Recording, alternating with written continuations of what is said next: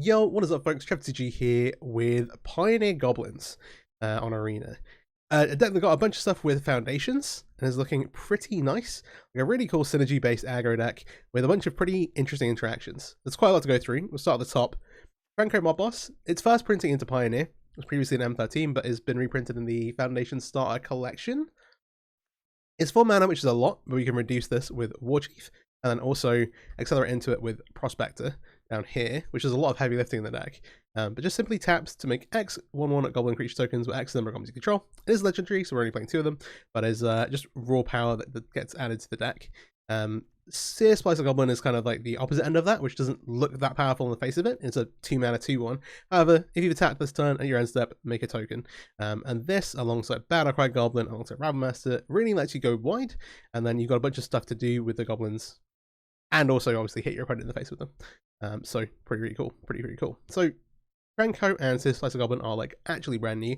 Rabblemaster was previously in Pioneer, is now been reprinted onto Arena with Horizon, with Jumpstart. Alright, yeah. Is another army in a can card. Beginning of combat on your turn, create a 1/1 goblin creature token with haste. When it attacks, it gets +1 so inside a turn for each other attacking goblin, which can rack up a ton of damage. Does have the downside of other goblin creatures you control attack each time if able, but often you're trying to beat down anyway. That's fine. Be able to give this haste as well, and obviously it's racking up a ton of damage. Again with the Warchief, really nice, and the ability to potentially drop this on turn 2 off of a Prospector, also very good.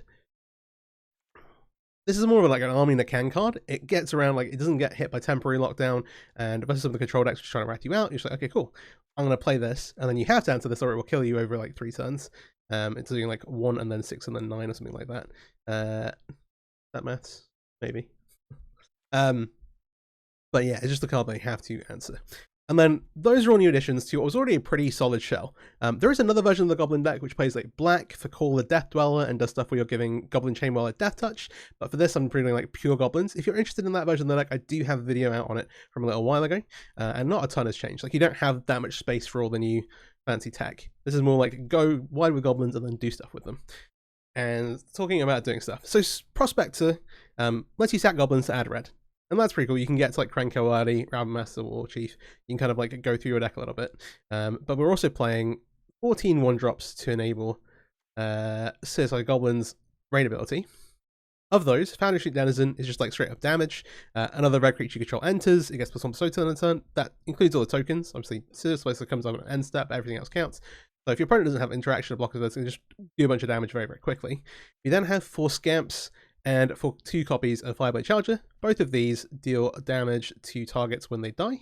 These are really nice with Skirk Prospector to pick off different creatures, and in particular with the Hordemaster here, which not only buffs them, so they're doing more damage when they die, but also when a goblin you control dies, exile the top card of your library. If it's a goblin creature card, you can cast that card until the end of your next turn. It doesn't have to be the same turn. It doesn't even matter if, like, hey, if it's your opponent's turn, you're still going to get to use them next.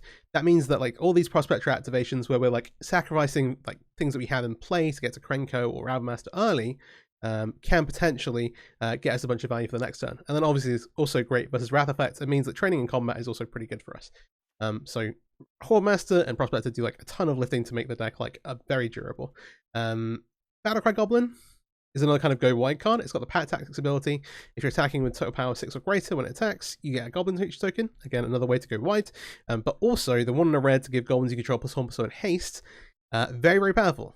It pumps your team. Obviously, when you're going wide, pumping the team is good. But also being able to give haste to things, especially when you're kind of like going through cards with Snoop and Prospector. Often you can kind of like sack a couple of things to give your team haste, to then get the Pack Tactics trigger, to then go and find lethal damage. Hopefully we'll see some cool examples of that in the gameplay. And then the last card I want to talk about is Conspicuous Snoop, and this card kind of does everything. Red for like a future sight effect. You can cast Goblins cards from the top of your library. Spells. No, it is revealed to both players, so your opponent can see them. But additionally, as long as the top card of your library is a Goblin card, it has ability, all the activated abilities of that card. Sometimes that's Prospector, sometimes that's Battlecry Goblin, and sometimes that's Krenko, which is obviously the dream. But really powerful. And then again, that army and accountability to be like, I'm going to play this, and then just keep casting Goblins off the top of your library. Really good. Especially with Prospector and Hordemaster being able to use Hordemaster's ability to reset the top of your library while making mana to then cast the next Goblin. You can do a lot of stuff. we'll see how much we get to. I am going to take this deck into some best of one ranked. Very quickly, the mana base. We've got Counter Souls, just playing Goblins. There's a Kens in here, because we might as well. And then 4 down to the Bugbears. The tap lands can be a little awkward. However, like the upside of like having the mana lands versus control decks that are trying to wrath you, and also obviously these are Goblins, both the tokens that you make and also the actual attack here, so you get interact 3-year-old the rest of the deck. So I think it's a sacrifice worth making. And then also having all the mountains means if we get like Field of Ruin, we're never going to worry about finding a land. And so hey, you can even then go and sacrifice like the Goblins you have here to go and do stuff with, which is super sweet. Anyway, best of one ranked. Gonna hop into some matches. If you're not already, please do subscribe to the channel. I'd really appreciate it. All the algorithm stuff helps me out a ton. And yeah, let's get into some games. First match with the Elf deck. Opponents on the play. We have a Prospector here. This could let us turn to Rabble Master. On the draw, it's not as enticing, but we'll see what our opponents play. I would not just slam this on turn 2 wildly into any matchup, for sure. So it doesn't get available bush, fatal push, which is nice. Yeah, maybe not versus like Phoenix. I'll make the Prospector and try and be happy about it. So here we're like a little worried about like we could save the Snoop because this will be better later on in the game, and we're not gonna get much value out if we just play and it dies. Whereas like the Horde Master pretty good, or the Seer Slicer Goblin, depending on what we think our opponent has. Second Rabble Master is interesting. I'm just gonna open attack here.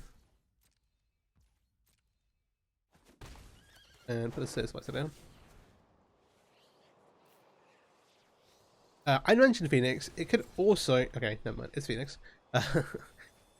Let's say it could also be some kind of creativity deck. But no, that pretty much confirms it. Okay. I'm going to grab Opt, not Cruise. We'll end. And then next turn we have the opportunity to use these for mana, depending on whether this lives and everything else. There are also, I should mention at this point as well, because they're in our hand, sometimes you want to play Rabble Master post-combat. Just remember that. If you're going to like lose a token, or it's going to tag something like lifelink or something like that, or enable your opponent to do something, or force you to attack with something you don't want to attack with, you can always play this post-combat and not worry about it. Alright.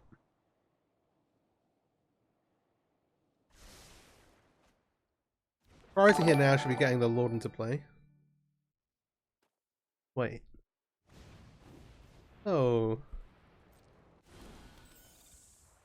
Thank you for the subscription. I should say I'm not actually streaming at the minute, but I am recording off of OBS. Don't know, awesome. Let's go Horde Master. Then we have the opportunity to like make a Rabble Master here. But I want to trigger these, maybe put something else to play.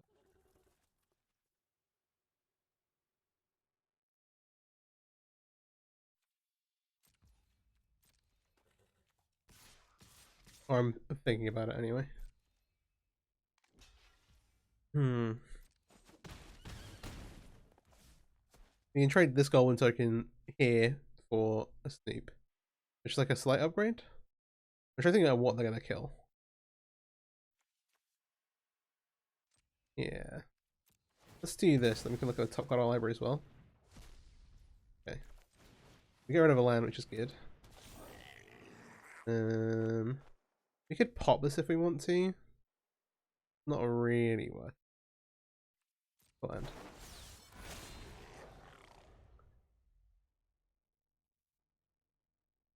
Because we have to sacrifice something valuable to do that.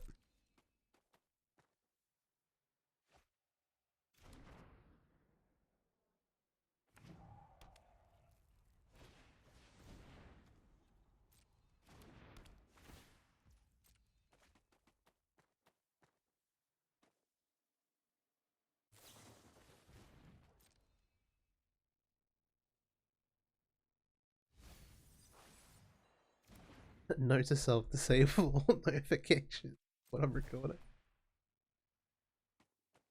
It basically, it's never come up before. And yeah, I don't really, okay. Our turn.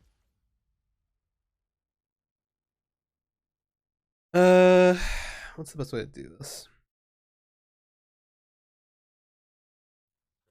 They're on 14. I'm trying to work out what kind of damage can be. This is a 3/5. You just make Rabble Master. Okay.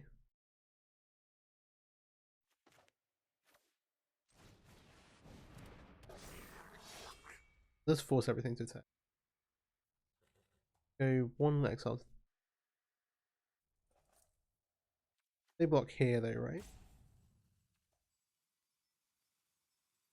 I don't think they can. Oh no, they can. They're just very likely to die. They don't have any phoenixes, so. Okay, here we are. Yeah, they can't afford to block here.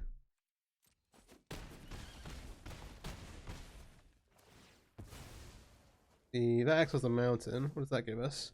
New Battlecry Goblin. We can obviously play the land. That's fine.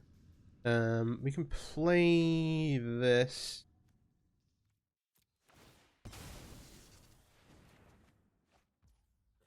I was gonna say, if we find another scamp, then that gives us lethal. We have 1 token plus this. Okay, we can play this goblin. I'm gonna sacrifice this to exile copy card library first, just so we can see what it is. If there's another scamp, then we have lethal damage. That's fine. We'll just pop this to destroy this. Okay.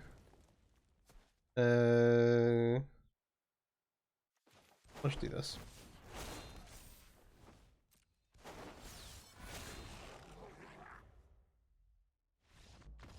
It kind of makes sense to cast this Gut Prospector there, but given the situation, this is okay. Alright, nice. Alright, second match. Yeah. I can make sure not to have those notifications on. But hey, reminder you can subscribe to the channel right now. And also sometimes I stream over on Twitch. Occasionally. I try and do more, it's just finding time. Prospector. With the Krenko's kind of accelerate into, depends on what our opponent's got here. Gigantha implies a kind of aggro deck. We might not have time to get to this. We'll see. Okay, sacrifice. Okay, I changed my mind. We might need to get to the Krenko very quickly.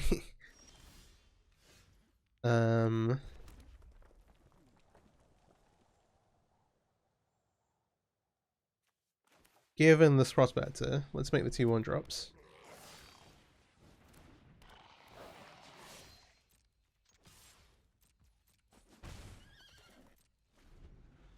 Next time we might be able to do some shenanigans with the Battlecry Goblin. Depends what our opponent does here.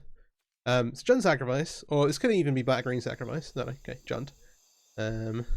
We need to really... yeah. We need to really dodge Mayhem Devil. Because that is very good against us. And then after that, we'll see. They've used a Fatal Push. The deck is adept at enabling Fatal Push. We don't want to kill this cat with this in play. We don't want to attack into it, really.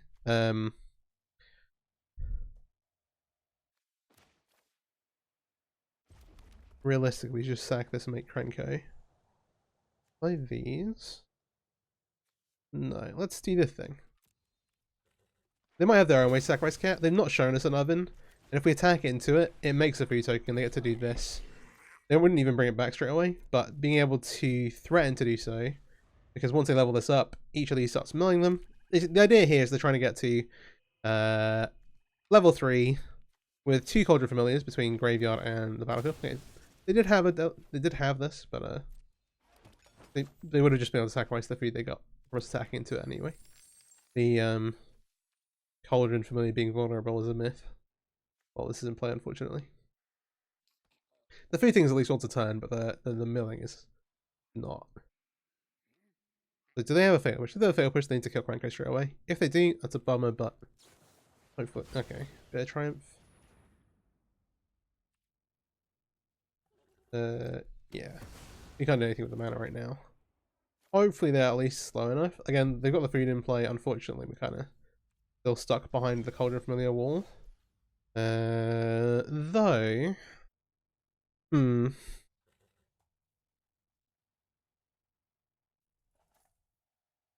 This hasn't been leveled yet, so I feel okay about this.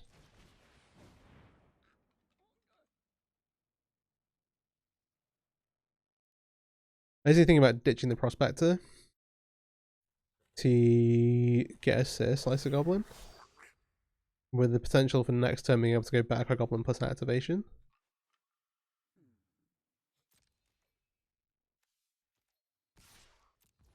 They haven't got this leveled up yet, so it's not the end of the world.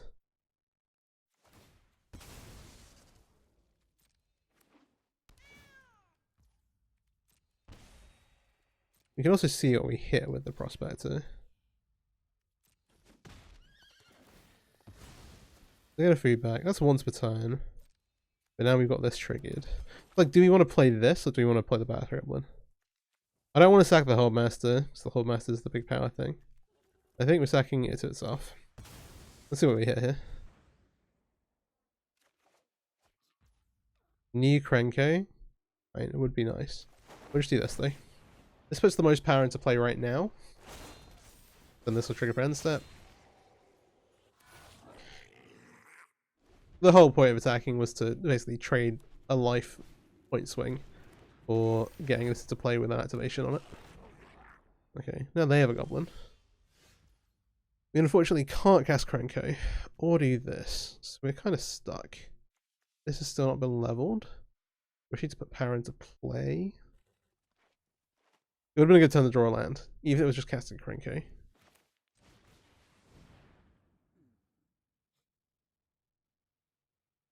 As is, we're kind of just exchanging resources here again. Note that this has to be attacking to get the Pat Tactics ability. It looks like they've got like a Fatal Push or some other interaction though. I'm going to attack this Goblin in.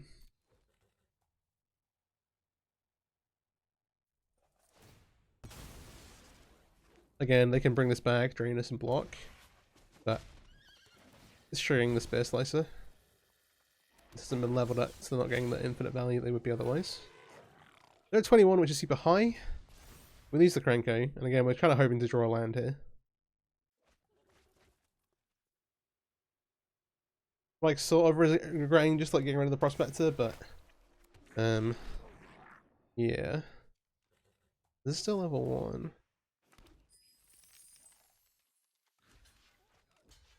I'm gonna make the block here. They have the Treasures activate Fatal Push.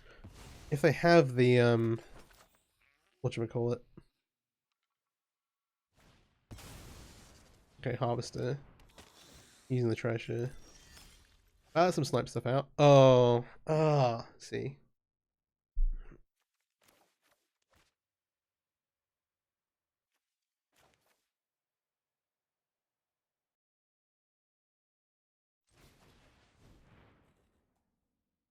So many options. Would be a good time to hit a land. I think I'm gonna go with this. I'm gonna go with the let's makey block some stuff.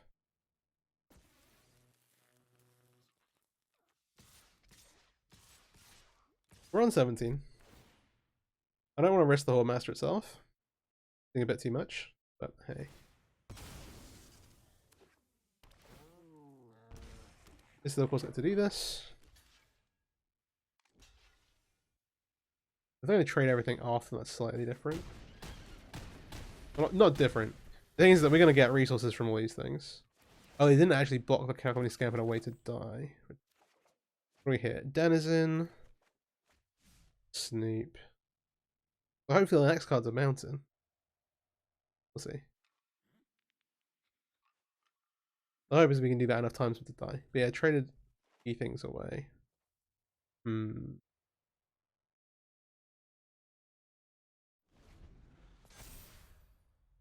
Alright. Let's draw this card again. Again, Mayhem Devil's really bad for this. I should say this matchup is not very good overall. Because of Mayhem Devil and the ability for them to combo and use like the Cauldron Familiars to kind of stall us out damage wise. They're on 14 here, which is not that high. Again, this is still at level 1. But they now have the mana to do this in a turn. They've got no Yigra in the graveyard, which is good for us, but they do have 2 Cauldron Familiars, which means that if they hit Yigra, as long as they've got a creature or food in play, they would dead. But they're only Giganta here. A bit different.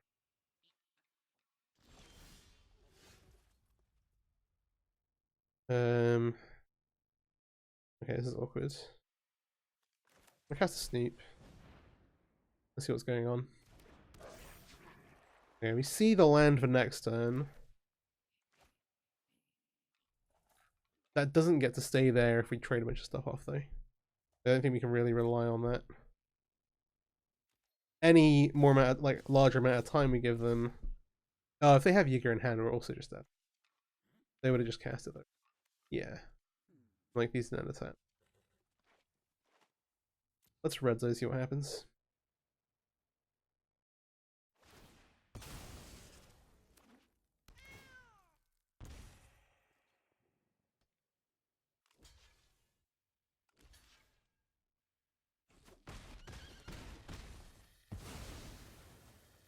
You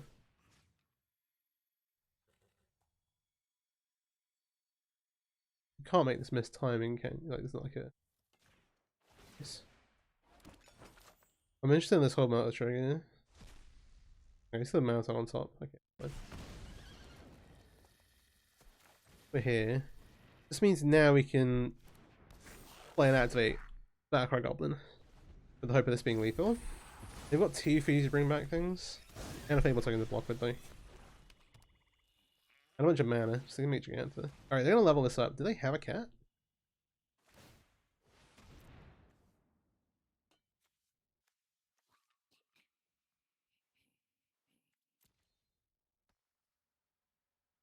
The 3rd level, you get to sacrifice 3 non-land permanents, bring a creature card from your graveyard to the battlefield. Again, normally you'd be doing this to bring Yigra back, and then the big cat would let you combo. I've got a couple of videos out on both the black-green version of this deck and the Jund version that they're playing here. Both those, very good. Decks. I like them. I hope the videos are good as well. If you're interested in checking in this deck and what it's up to. This is arguably like one of the best, like maybe the best deck in the format. As much as I moan about Monstrous Rage. Now they're sacking to try and basically find a Yigra with which to combo. They hit one. They hit Mayhem Devil. That's pretty good as well. And the issue with Mayhem Devil, they're not getting food tokens. They can mill here. But they get 1 food token.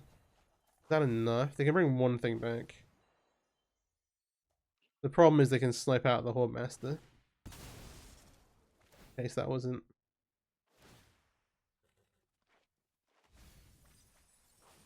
And this is not a May or either. Okay, we hit another move.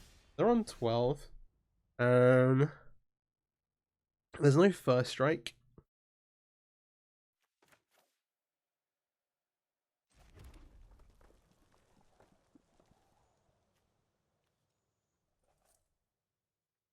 I mean, we have to play with the lines that are given, don't we?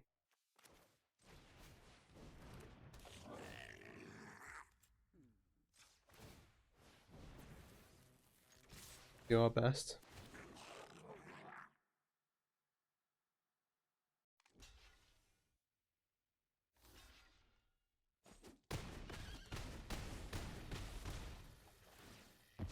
They're at 1. That's not good. Yeah, we do lose this, unfortunately.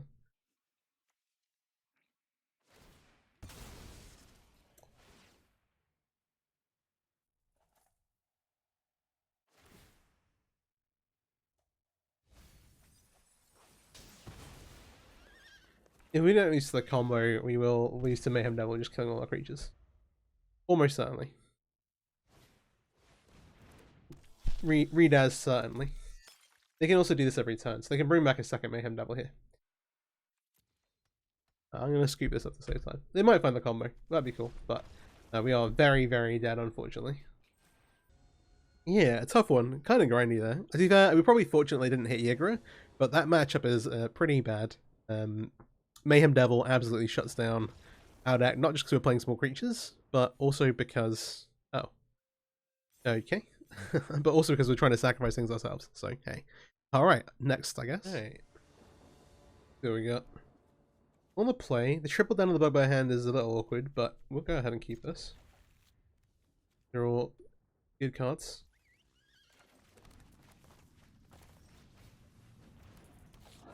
Go over against.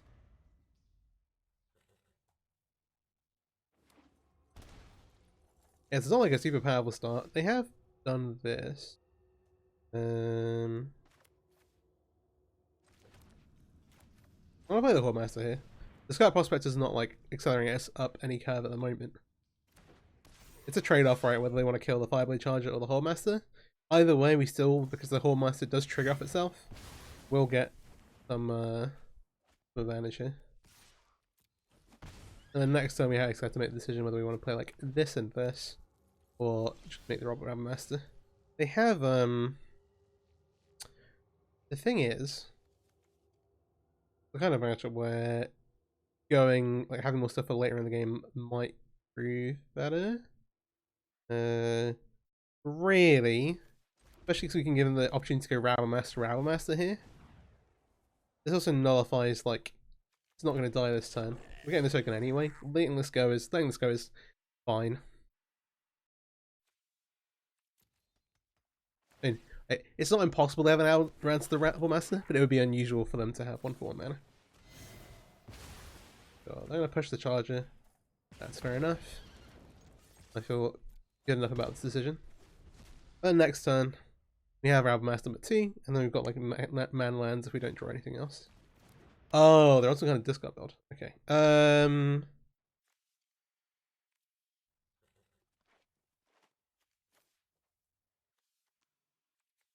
I'll discard the Den. Rex. Okay.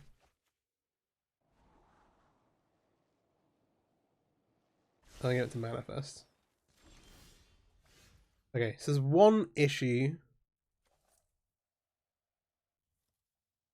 Oh, when you sacrifice this, you manifest, right? Okay, that's fine. Mountain's actually a good draw.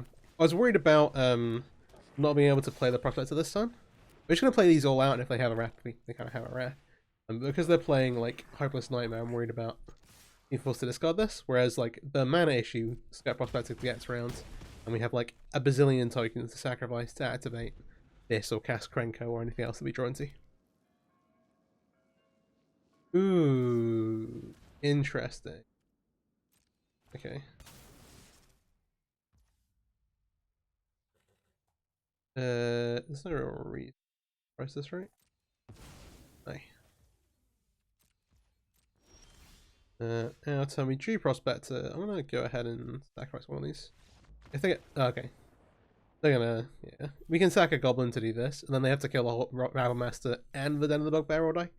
So they can't like have 2 Veil. They need 2 Veil pushes basically. All right, cool. I think technically match 5, but we have the like random concession, so play another one after this. Opponents on the play. We have like a decent start. Like any hand with Prospector, it's like a little bit of an additional like oomph. We start with Den of the Bugbear. I'm more likely to lead this. I'm like, is there any way that we try and jam Rabble Master on turn 2? I don't think so. Whereas this is like, in theory, threatening to block. But blocking is not real in 2024 Magic. Monstrous Rages.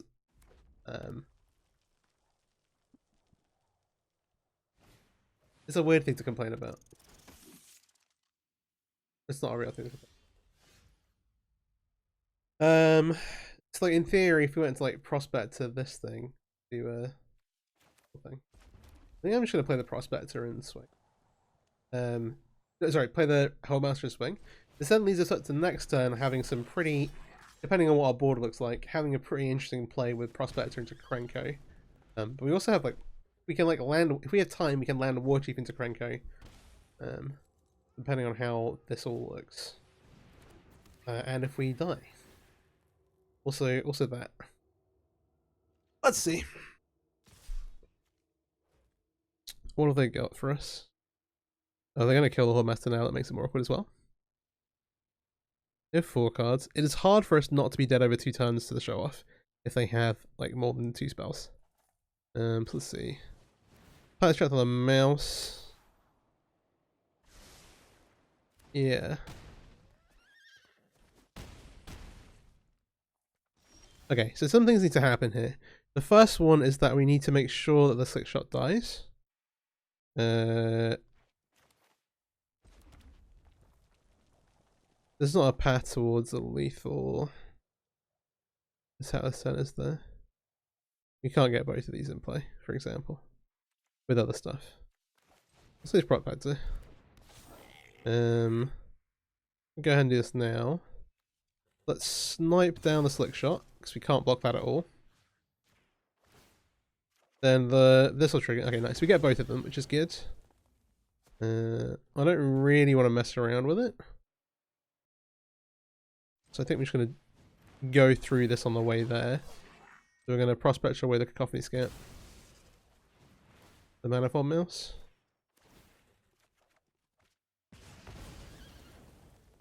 Alright, we see Snoop.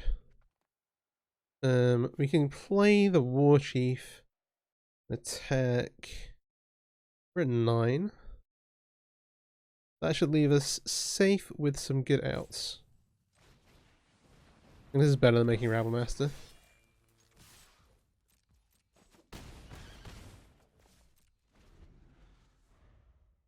Alright, time to try not to die. They've added Gigantha. That looks pretty good for us.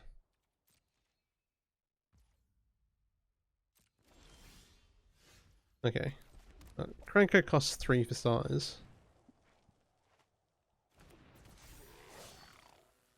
We do something silly.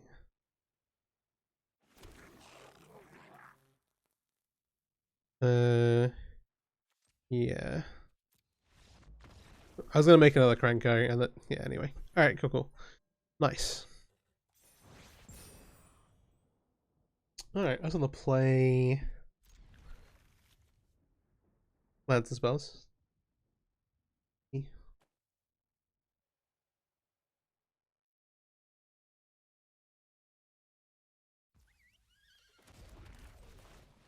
Have Krenko, but without a good way to.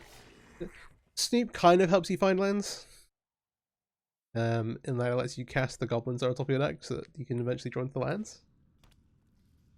Then. Oh my. Spider-Man meme here. We would like to not have this around in play. We know that this being alive is not good for us.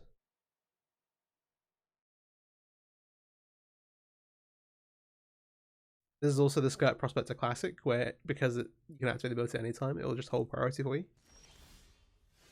Alright. I think we do cast a Snoop, but there's definitely something to be said for getting the Battlecry Goblin into play.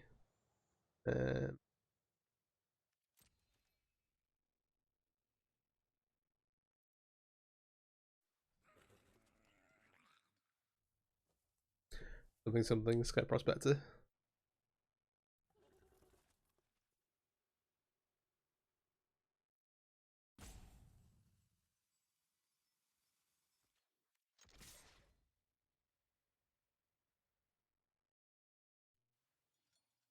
Oh, the other thing is that some of the new goblins are warriors, and so are some of the other old goblins. So there is a goblin version of the hammer deck.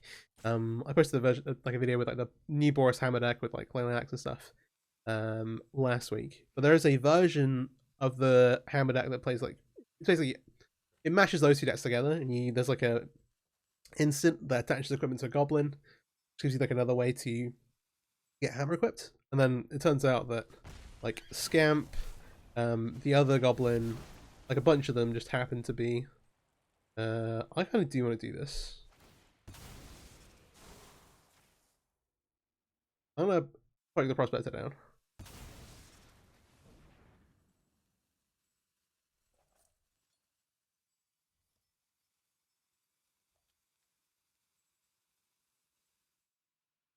Again, we don't want them to have it about. And we'll make a Snoop here. Again, Snoop has some other random upsides as well. Hey. Maybe we should have cast it before attacking.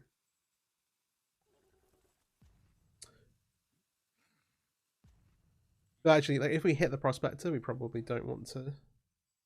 No, I guess we do. It's like if we have a Prospector on top of our library, then we can just sack.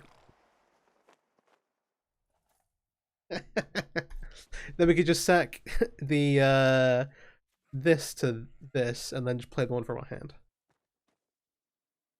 Anyway, we've done one more damage to the face, which is like fine, but we would have been closer to a land. When I think this is fine. I'd rather have a 2/2 and play that on.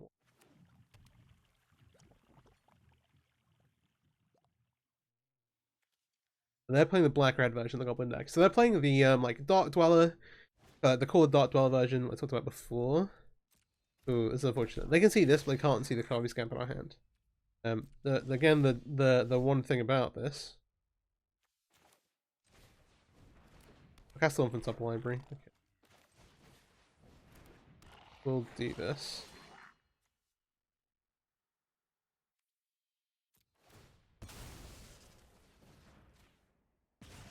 Feel the exile here. Please not. The problem with this particular, it's not a mirror. And the reason why it's no. The reason why we have a second one. No, we do this, because then next time we can still like decide to make Krenko or whatever. The reason why it's not gonna be mirror is that they get to play they're playing Goblin Chainwhirler, which obviously shreds our deck to pieces. So the black version is advantaged in the Goblin Mirror, which is I say it's not come up very much. I was like, when I was like putting this deck together, I played it once. I was like, oh, that was a surprise. But hey, there are new goblins. Being able to snipe both of their goblins out is obviously very, very good. I think I'll play one more matchup. Yeah, this will be the last match of the video, I think. But yeah, if you want to see for any goblin enthusiasts who made it this far through, Hammer Goblins, and then also Dark Dweller Goblins, or Call of the Dark Dweller Goblins, let me know if you want to see me feature either of those. I'm probably going to do the Hammer one already, because I've got a video on the Ball one. I might not do a refresher unless there's like actual interest in it. A lot of goblins, you know. But hey, the deck is pretty sweet.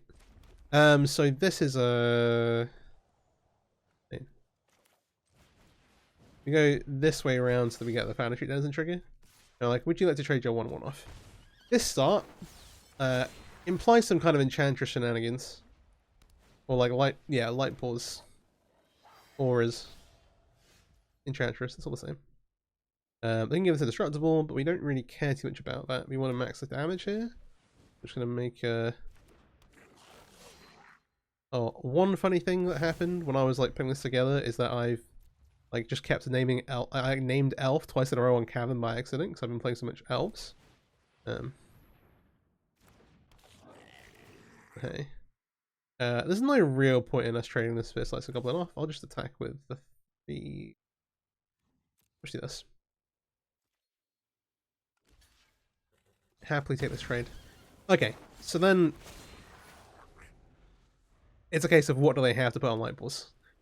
This can be pretty tricky. This is one matchup where having, so they can cheat for the removal spell here, which they have. They'll get rid of the Battlecry Goblin. That at least, they don't have a 1-mana aura, means they haven't got Vigilance. One important thing here, because they have Lifelink, is that if we can hit a Prospector, that lets us block and then deny the damage. So the War Chief here would be quite good normally. So, yeah. We just want to do as much damage as possible. I'm going to Battlecry Goblin and I will go ahead and haste my team. They're on 23. We're at 15. Obviously, Ethereal Armor. If they can play like one Aura to tutor for Ethereal Armor, and then obviously an Ethereal Armor from hand. And they didn't have one there, but if they top deck one, I guess they would need to top deck both a 1-mana Aura and an Ethereal Armor. But hey, they might also have a bunch of other stuff. There is an Ethereal Armor. So if they can tutor for, so that's Vigilance. I mean, okay, they just had it all and didn't play it. Alright, well, I guess so. Fair enough. They also had some other 1-mana thing to hold up rather than play Ethereal Armor last time. It was gaining a bunch of life. What on earth happened? Yeah, anyway. Somewhat bewildered, but deserved loss. Right. Yeah, the only explanation I can think of is if they were, like, wanting to surprise us. But even then, I would say you play one of Ethereal Armors just to get Vigilance on your guy. On Light Pulse. Anyway, hey, what it is. Deck is super, super sweet. Performed very, very well overall. Obviously, like, Mayhem Devil is rough. Any Mayhem Devil matchup. Oh, let me swap these back so you can actually see what. There you go. Any Mayhem Devil matchup is a little tough, and that's fair. The Sacrifice deck is reasonably popular, but you see both the black-green version, which doesn't play it, and the version. Neither is a particularly good match, just because the Cauldron of Most can slow you down. Other than that, though, deck is super sweet. Krenko is good. You can play more copies of this. I'm playing 20 lands here, notably. You could play more Krenkos.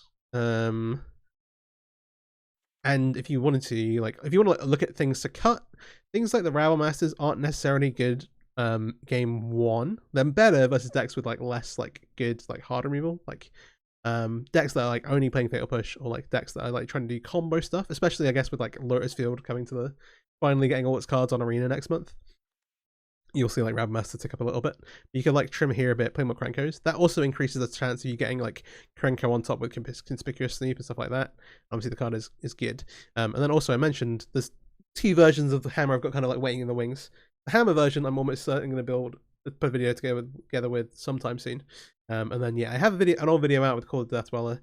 Like if you search like TCG Rat Goblins, you'll find it. But that deck is very, very powerful, and it also is. Hey, if by some miracle Goblins get popular, it is the Mirror Breaker, because you get to Chain Whirler everything, which is pretty good. I mean, Chain Whirler plus Call of the Dark plus giving it Death Touch is the reason to play the deck, to be fair. So yeah, that version's solid. But there's some like chopping and chains to do here. If you've got any ideas, let me know in the comments. And yeah, hope you enjoyed the video. It's really, really solid. I think Goblins are highly underrated in Pioneer. The deck has a lot of stuff going for it. And if we ever get like Goblin Chieftain, watch out. Me and 3 other people are excited to get Goblin Chieftain in Pioneer at some point. But hey, hope you enjoyed the video. If you did, please do like, subscribe, all that stuff, all algorithm stuff helps me out a ton. And yeah, thanks for watching. Peace out. Have a great day.